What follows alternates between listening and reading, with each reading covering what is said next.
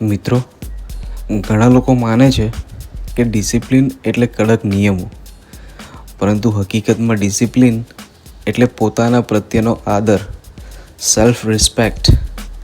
જ્યારે કોઈ આપણને જોઈ રહ્યું ન હોય ત્યારે પણ આપણે યોગ્ય કામ કરીએ એ ડિસિપ્લિન છે.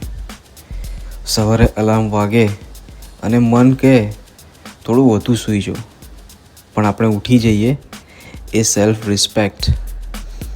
કામ કરવાની ઈચ્છા ન હોય છતાં જવાબદારી નિભાવવી એ સેલ્ફ રિસ્પેક્ટ છે.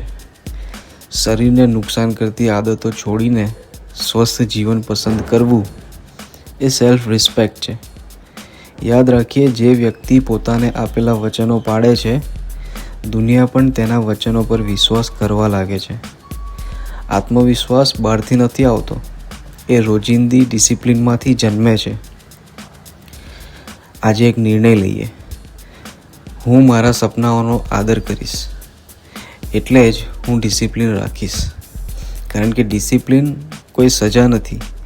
ડિસિપ્લિન એ પોતાના ભવિષ્ય પ્રત્યેનો પ્રેમ અને પોતાના વ્યક્તિત્વ પ્રત્યેનો આદર છે.